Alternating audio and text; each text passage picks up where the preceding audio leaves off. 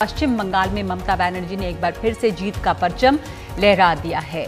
लेकिन बंगाल चुनाव की जो हॉट सीट थी नंदीग्राम, जहां पर सबकी नजर लगी हुई थी और जहां आखिर तक बिल्कुल जिसे कहते हैं कि चोटी का मुकाबला क्लिफ हैंगर बना रहा, वहां पर एक बड़ा उलटफेर हो गया। कभी ममता बनर्जी के खास सिपहसालार रहे शुभेंदु अधिकारी ने उन्हें 1736 वोटों से हराया। एक समय पर लगा कि ममता बनर्जी जीत गई हैं और ये खबर भी आई कि वो 1200 वोटों से जीती हैं, पर इसकी आधिकारिक इसकी घोषणा नहीं की गई थी। और उसकी कुछ देर के बाद ये खबर आई कि 1736 यानी 1736 वोटों से शुभेंदु अधिकारी नंदीग्राम में जीते। ममता बनर्जी ने बंगाल में मिली जीत के बाद कहा कि बीजेपी अपनी सारी चालों के बावजूद कामयाब नहीं हो पाई और बुरी तरह से हारी है। और नंदीग्राम पर उन्होंने कहा कि नंदीग्राम की जनता का फैसला मंजूर है और आंदोलन के लिए त्याग करना ही पड़ता है। वहीं तृणमूल कांग्रेस नंदीग्राम में फिर से मतगणना की मांग करेगी। इसके लिए तृणमूल कांग्रेस की 3 सदस्यों की टीम चुनाव आयोग से मिलने जा रही है। And don't worry for Nandigram, forget one thing. For struggle you have to sacrifice something. I struggle for Nandigram because I fought a movement. So I have forgotten now. It's okay. Let the Nandigram people, whatever they have given the verdict, I accept that. I don't mind for that because it's a match. It is nothing. So we won more than 2-1 seat. That is a landslide victory and BJP has lost the election.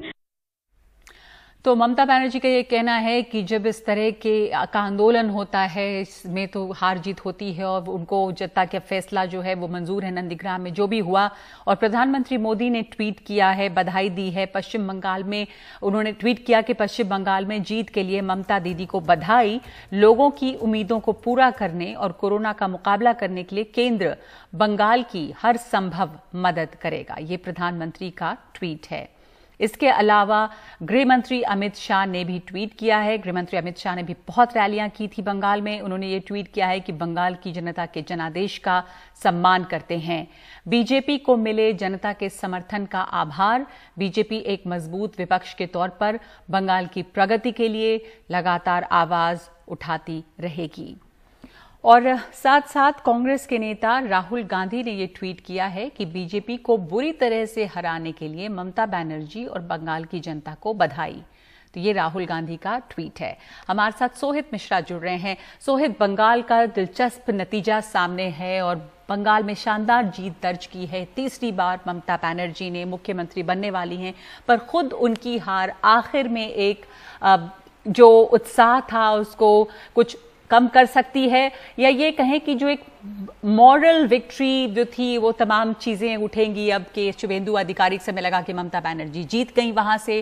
फिर खबर आई कि 1736 बहुत कम फासले से लेकिन वो हारती हैं। तो टीएमसी में एक तो इसको लेकर थोड़ा सा अफसोस होगा। हालांकि ममता बनर्जी कह रही हैं कि कोई बात नहीं, जनता का फैसला मंजूर है, पर एक टीम भी बनी है जो इस चीज को उठाएगी और दोबारा मतगणना की बात भी हो रही है नंदीग्राम में। बीजेपी के खेमे में जितनी उम्मीदें थी उससे बहुत कम सीट है। क्या खबरें आ रही हैं दोनों तरफ से?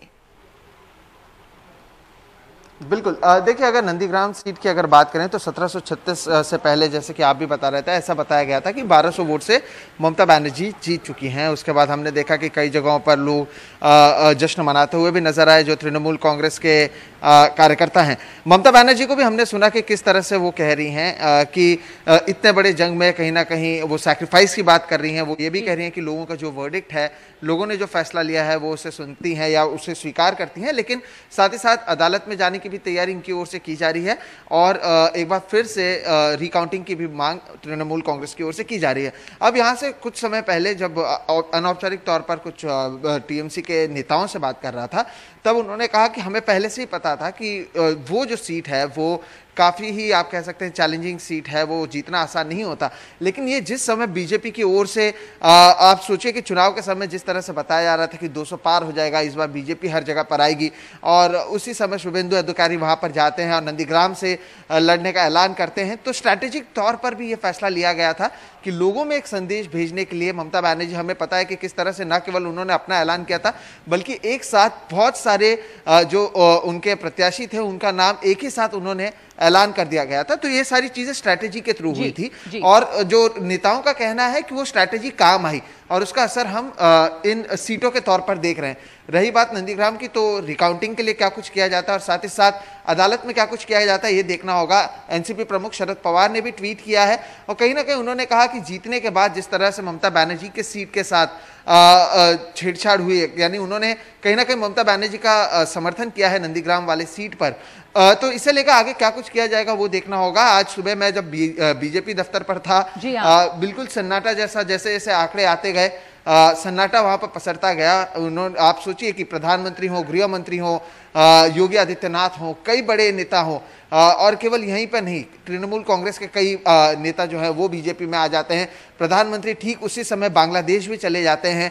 हमने देखा कि कहां तक जब कोरोना के मामले बढ़ रहे थे उस बीच भी कितने बड़े बड़ी रैलियां की जा रही थी। प्रधानमंत्री ने एक रैली में तो ये भी कहा कि आज तक उन्होंने इतनी भीड़ नहीं देखी, लेकिन उसके बावजूद अगर बीजेपी को हराया गया तो तृणमूल कांग्रेस इससे संतुष्ट है।